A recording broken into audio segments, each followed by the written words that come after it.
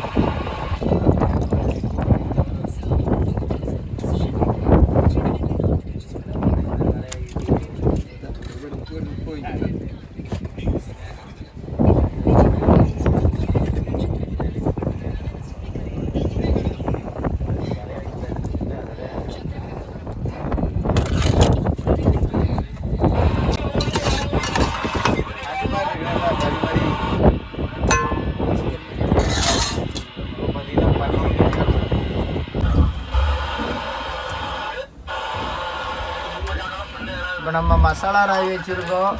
Chicken பொடி போட்டு மீனை அதை பொரிக்க போகிறோம்.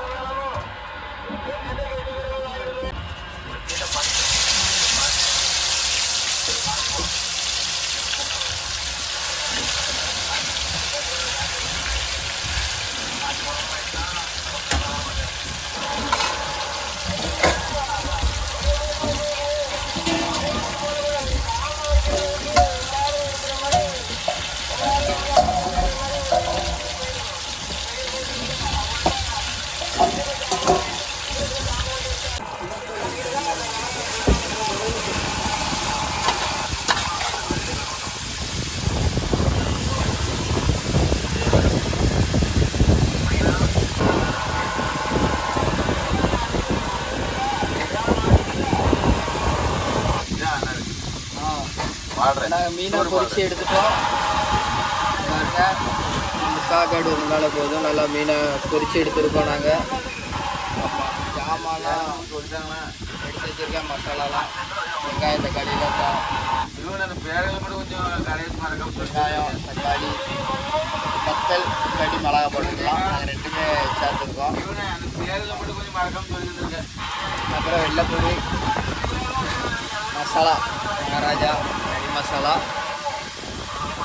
கொஞ்சம் சீரகம் இந்த 3 மசாலா போட்டு தான் கிரேவி ரெடி பண்ணணும். மீன் ஒரு ரவுண்டு பொரிக்க வேண்டியிருக்கு. பொரிச்சுட்டு அப்படியே அதுக்கப்புறம்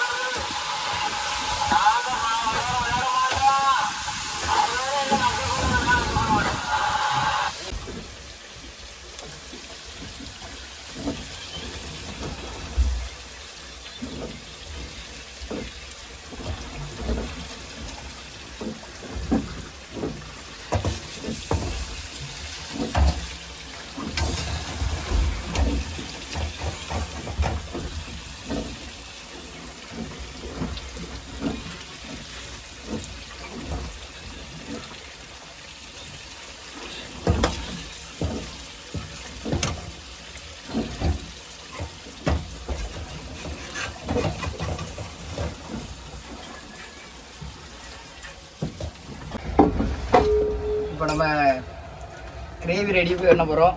இப்போ எண்ணெய் முதல்ல ஊற்றிக்கலாம். நம்ம ஏற்கனவே மீனை பொரிச்சோம்னா அந்த எண்ணெய் தான் கொஞ்சம் டேஸ்ட் நல்லாயிருக்கும். அது முதல்ல கடுகு,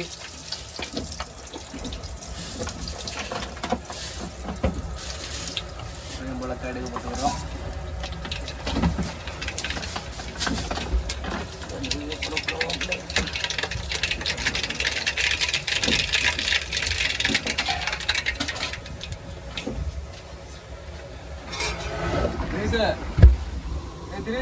உப்பு வச்சுட்டானா சோறிட்டு எழுப்பு காய நடந்து நடச்சி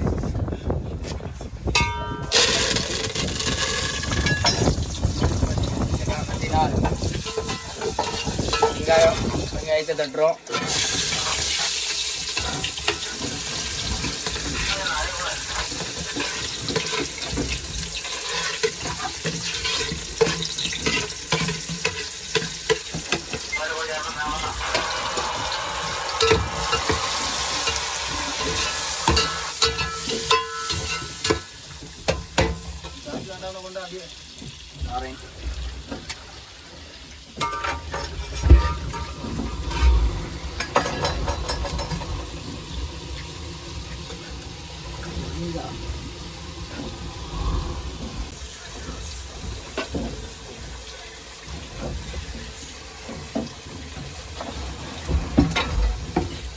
வத்தல், மிளகாய், பச்சை மிளகாய் வெட்டி டேஸ்ட்டாக நல்லா போட்டிருக்கோம். ரெண்டில் ஏதாட்டும் ஒன்று சேர்த்தா போதும்.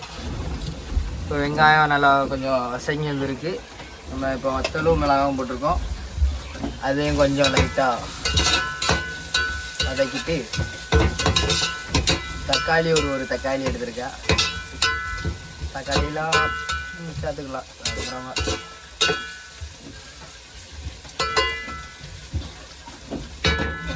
பார்த்தீங்கன்னா அழகாக வெங்காயம் வசங்கிட்டு இருக்கு.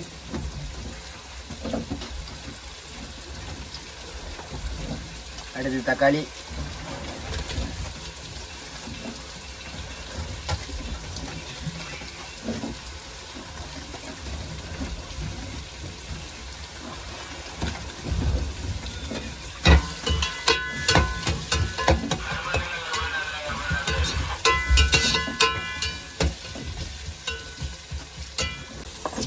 இப்போ வெங்காயம் தக்காளி நல்லா வசங்கிருச்சு. அடுத்து நம்ம வெள்ளைப்பூடை இடித்து வச்சுருக்கோம். அதை அப்படியே உள்ள சேர்க்குறோம்.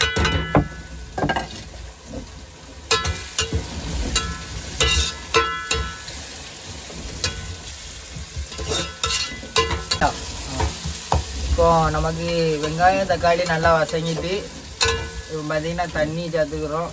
அப்போ தான் மசாலாவை கொஞ்சம் வேக விடுறதுக்கு.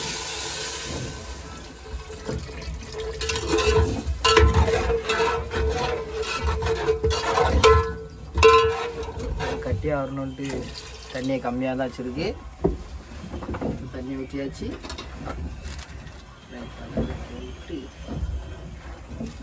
அடுத்து மசாலா, மகாராஜா மசாலா ஒரு பேக்கெட்டையும் தட்டுறோம். கறி மசாலா கொஞ்சம் போல். ஓகே, போதும். கொஞ்சம் சீரகத்தூள், இதுவும் போதும். நல்லா மிக்சிங் பண்ணி விட்டுட்டு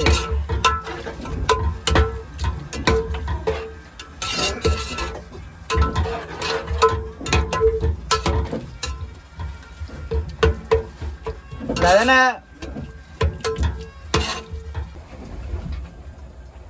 தேவையான அளவு உப்பு நம்ம இப்போ கொஞ்சம் அண்டு போட்டுட்டு அப்படி மீனை போட்டதுக்கப்புறம் பார்த்துக்கிடும் அளவு தேவை. கொஞ்சம் உப்பு போட்டிருக்கு.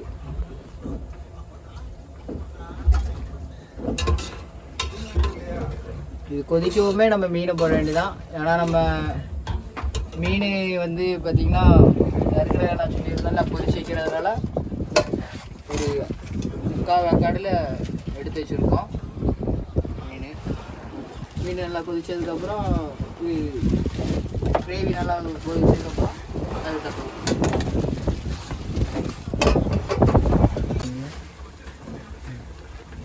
இப்போ கிரேவி நல்லா கொதிச்சிருச்சு. இப்போ நம்ம மெயினான கதாநாயகரை உள்ளே சேர்க்க போகிறோம். பார்த்தீங்கன்னா மீனை பொரிச்சு வச்சுருந்தது அப்படியே தான் உள்ளே ஆட் பண்ண வரோம், சேர்த்து விடுறோம். இப்போ இது நல்லா கொதிச்சு ஓரளவுக்கு வந்துச்சுன்னா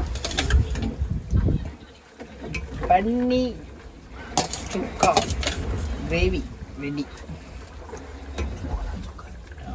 பன்னி கோலா கிரேவி.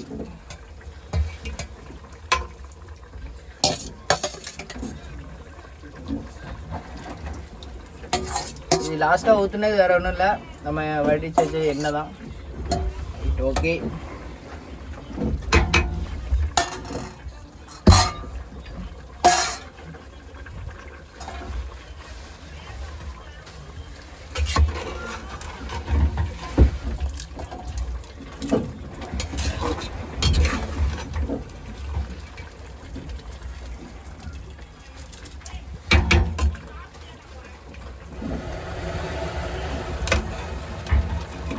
பார்த்தீங்கன்னா எல்லாம் மிக்சிங் பண்ணியாச்சு. இப்போது நம்ம கொதித்து தண்ணி ஓரளவுக்கு வற்றி வந்ததுனால நம்ம பன்னி கோலா கிரேவி ரெடி ஆகிடும். வீட்லேயும் ட்ரை பண்ணுங்கள்.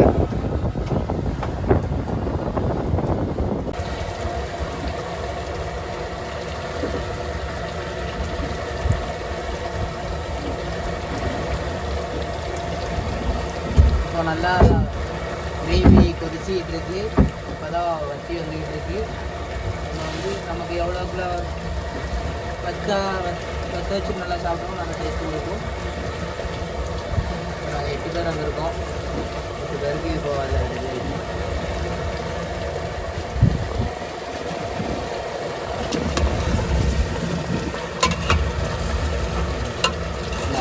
கிரேவி சட்டைக்கு கொஞ்சம் ஸ்லோ பண்ணிக்கலாம்.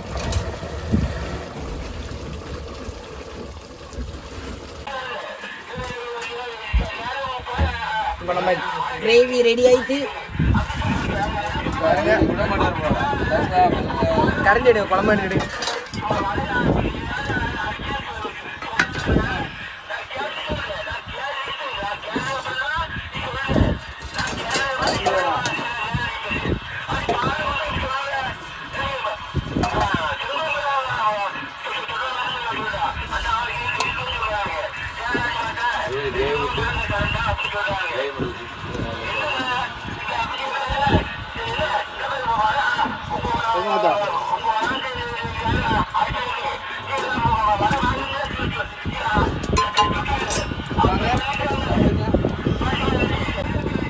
வேலை பக்கத்துல இருக்கு மாமா. மாமா